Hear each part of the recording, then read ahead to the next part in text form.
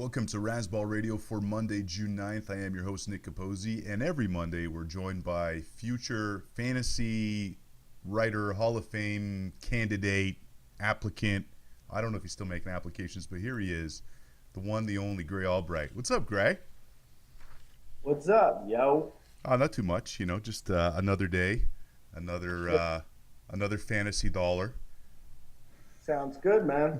That's what it's like in fantasy. You're just chasing those dollars, those DraftKings dollars, those fantasy baseball dollars. That's what we do.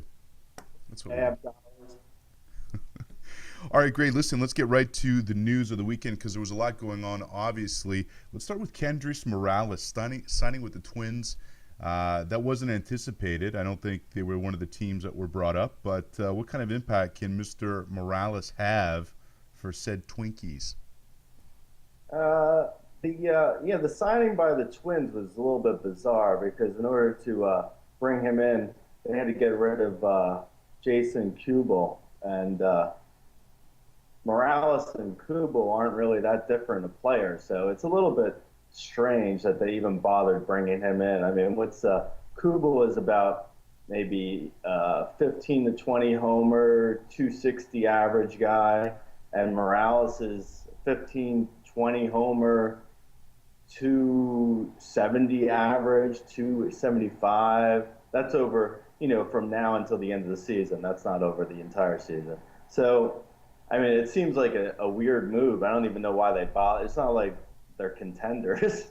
No offense to our one listener, watcher, viewer, seer, reader in Minnesota. Hey, we got 3 in Minnesota, brother. Oh, I'm sorry. I didn't get the latest data. Yeah. So, I think Morales, he's probably going to be, middle of the lineup. Maybe he'll get some counting stats. I mean, anywhere else probably would have been a better place for him to land. His home park, the Hubert H. Homer-free Retro Dome, isn't the greatest place to be playing his home games.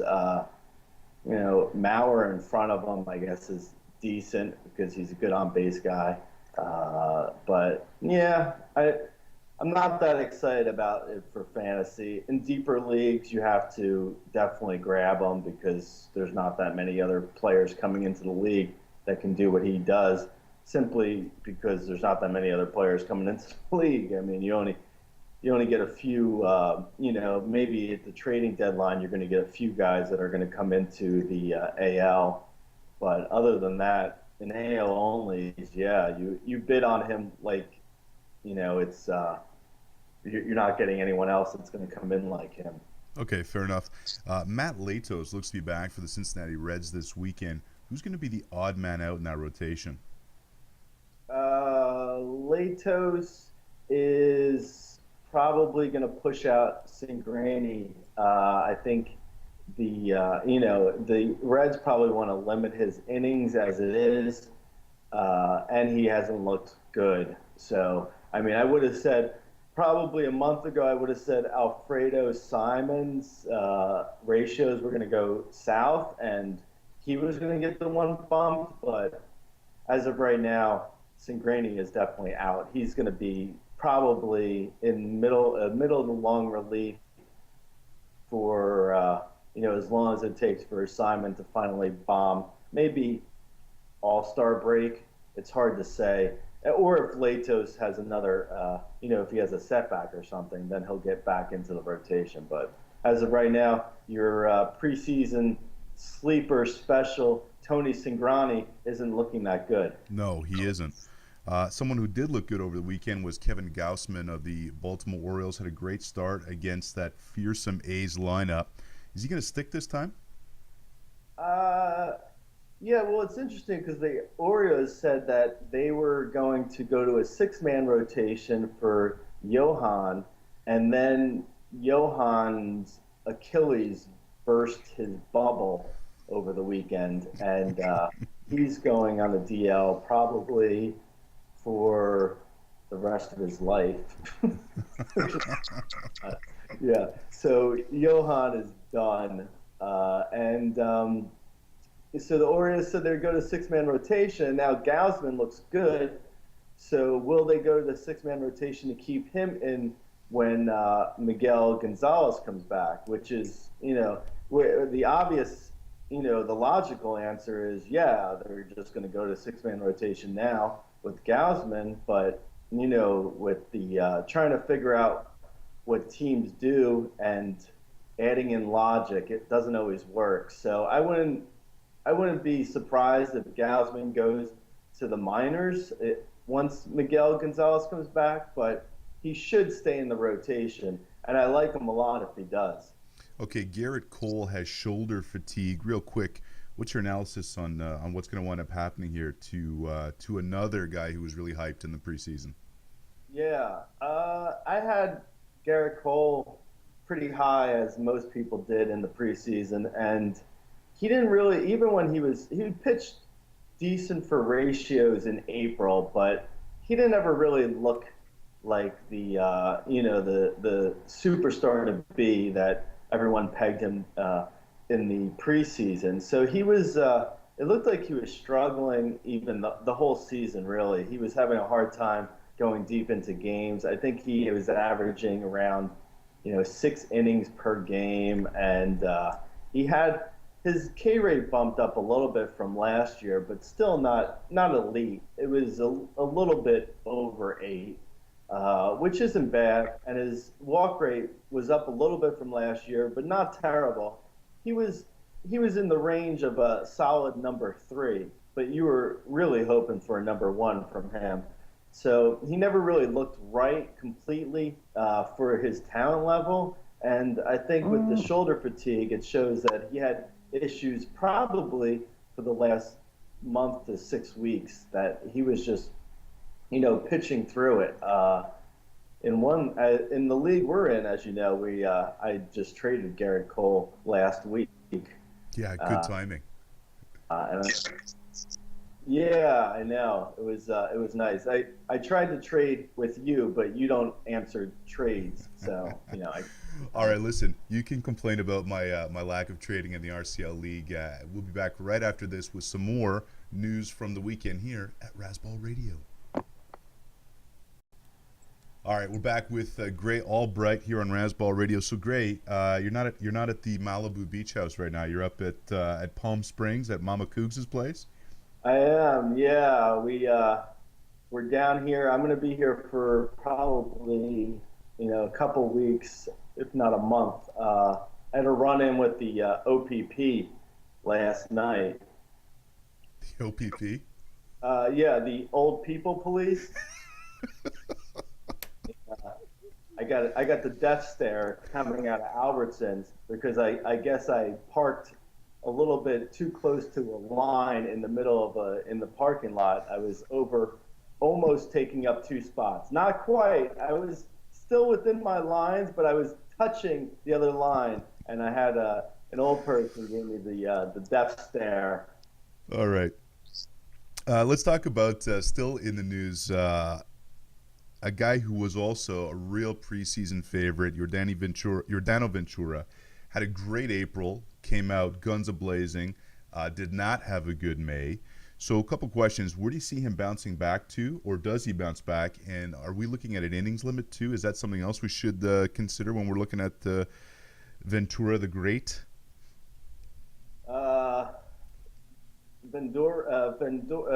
Yardarno? How do you say his first name? Yordano? No? Yordano. Yordano Ventura is he's one of those guys that I think he technically, speaking of poor parking, he's one of those guys that, like, because in the U. I know you're a Canadian, so in the U.S. if you're under 5 feet, you can get a handicap placard so you can park closer because your legs are shorter. So I think Ventura actually qualifies. He can get one of those handicap placards because I think he's 4'11". I want to say 4'11". Yeah, he's like in the Pedro Martinez mold where you don't really understand how he's throwing as fast as he can because he's so tiny. He's like Billy Butler actually he puts him in a little baby Bjorn and carries him around the clubhouse. These are all little trivia tidbits that I'm giving you. All right, good stuff. But Yeah, I mean, good April, terrible May. Are we hoping for a good? Well, we're hoping for a good June here, but do you see it? yeah. Well, he had the injury concern, but now that he's back, I was definitely worried because anytime a little guy has a problem with his arm, it's not a great situation. But I saw in his first start back, he was hitting 98 regularly, and he looked completely fine, healthy, which was great to see. He didn't show, he didn't get any Ks really. I think he had one K in the game, which obviously is terrible. But I don't think that's any indication of his stuff or his health. He looked good. His velocity was fine. I would be fine owning Ventura in any league and even trading for him if you can get him at a discount with someone who might still be worried about his health or the fact that he only got 1K in his first start back. I think he's a guy that isn't going to be he's probably not going to be shut down until maybe mid to late September. I think he can get about 180 innings this year, which is, if he misses a start here and there, he's not going to be able to get over 180 innings anyway. So he's probably on pace for that as it is. Yeah, he is. He's got 63 innings pitched so far this year, so you're bang on there. Shelby Miller is a guy you and I have both been down on lately, but he stifled the Jays on Sunday. I mean, he pitched really well against Toronto. Is there any chance here that maybe we were wrong on this, or you think it was just maybe flash in the pan?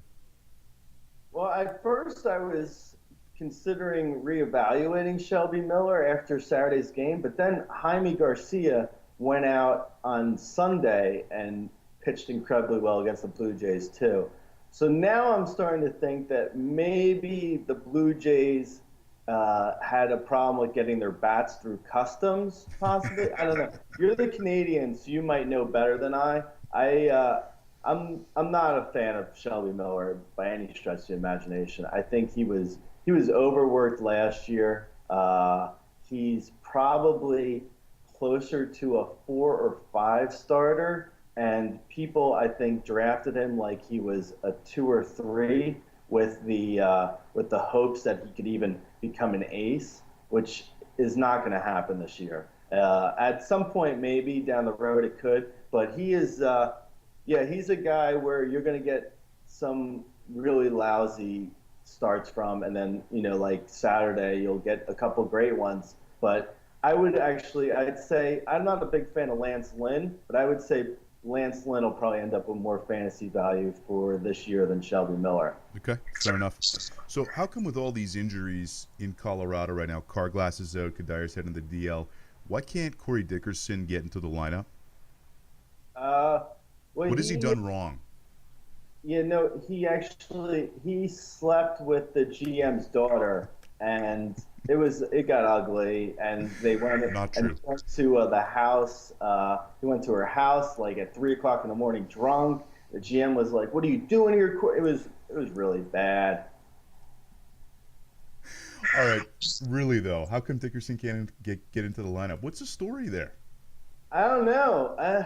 It's baffling because, well, it's similar to the Rutledge situation last year where a guy he could possibly break out for fantasy, but he just can't get everyday starts. So you're in a position where unless you're in a deep league where you can, or excuse me, if you're in a daily league where you can rotate Dickerson in and out of your lineup, you can't own him because he just doesn't start enough. I Right. think, they're going with Brandon Barnes over. And Brandon Barnes was Priscilla Barnes from Three's Company's brother, who he had no athletic ability back even in the late '70s, early '80s when he used to go with Priscilla over to the set at Three's Company. This is more trivia. Did you know about this?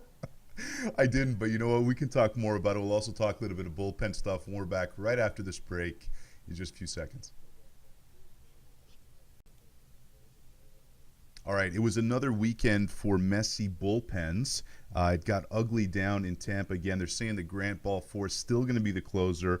You like Peralta. I like McGee. Who's right?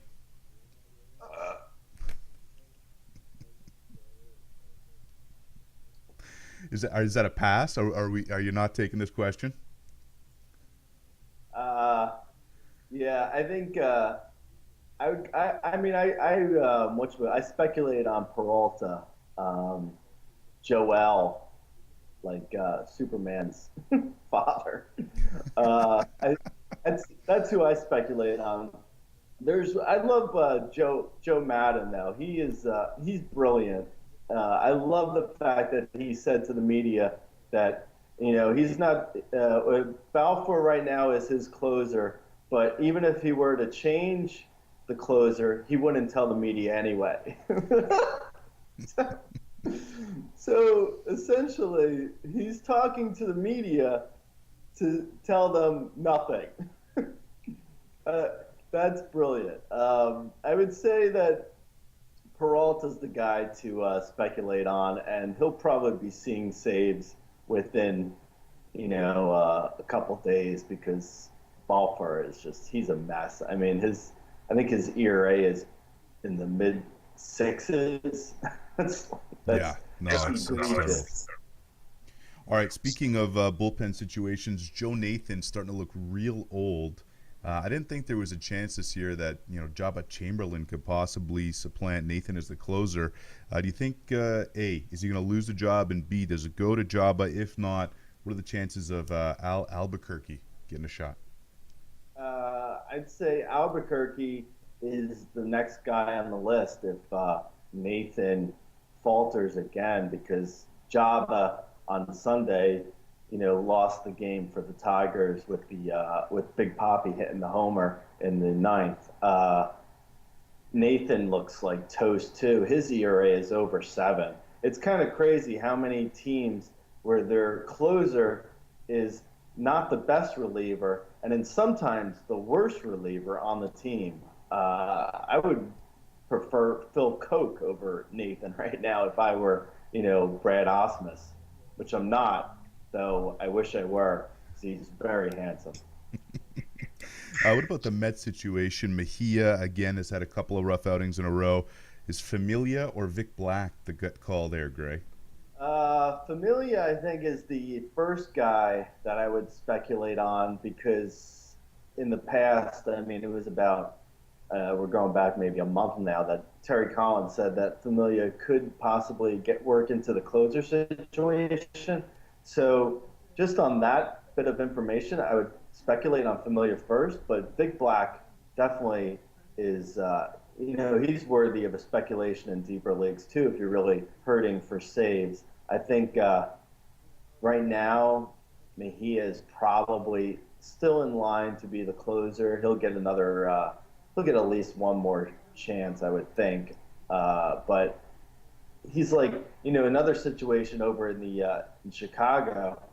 The Cubs, they're also just they got Rondon, Strope, Ramirez, where I would say Rondon is still the closer, but he hasn't even gotten the last 2 saves, I believe. Ramirez and Strope look like they could possibly, it could be a committee without even anyone saying it. I think with Strope, I was speculating on him in one league, and then he got beat up on Sunday. So I don't know. Rondon probably gets the next save. Ramirez could. It's Yeah, I just caught you up on every closer situation. By the way, well, you're welcome. we had a couple of quiet weeks, so of bullpen shenanigans, and now it looks like it's picked up again. So good stuff. Hey, guess what? I got a big announcement. Oh my God! Congratulations. I haven't even made it yet. You know what? You can get married in Hawaii, Oregon, California. Um, No, come on, hit. Hold on. I got a real big announcement for real. You ready for this? Wait, hold on. Are you going to are you going to introduce us to? Oh, well, go ahead. Go with your announcement. All right, so if you're just joining us here at Razzball Radio, you might not be aware yet that this August we're doing something incredible. We're going to host 32 fantasy football drafts in 32 days in all 32 pro football cities in America. That's right, we're doing it from our mobile studio. We're taking the show on the road, 32 and 32 and 32. And guess what? Our good friends at sportsvault.net, where you can lock up your league fees for free, have come to the table with a grand prize. You ready for this? Please. All right. If you get your tickets, and you get your tickets at razzballradio.com, the banner's right at the top of the page. If you get your tickets by July 31st, okay, you're entered to win a weekend in Las Vegas with me, hanging out at a sports book, college football on Saturday, pro on Sunday. I got your credit card, Gray, and I'm taking you down to Las Vegas. So there you go. If you get your 32 and 32 and 32 tickets, razzballradio.com. Get them by July 31st. Early birds, and you're entered to win a weekend in Vegas, hanging out at a sportsbook with me, thanks to sportsvault.net. I like that. Awesome. Is it going to be at the Luxor? I don't know yet. We'll start calling around some hotels, see who wants to put us up. But that is definitely on. Yeah, the inclinator, the elevator at the Luxor isn't an elevator; it's an inclinator because it goes like this. I mean, I could ride that thing all day.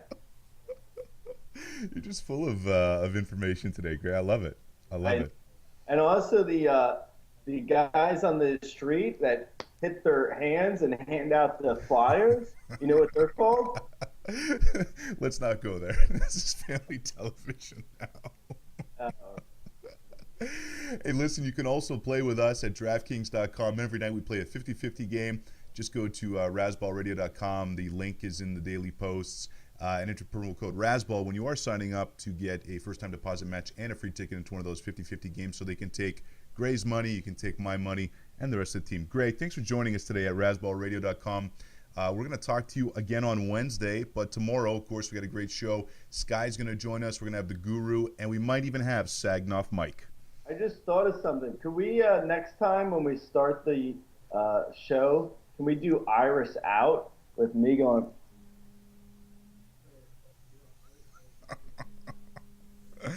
All right, we're out here. Thanks for joining us on Razzball Radio. We'll be back tomorrow.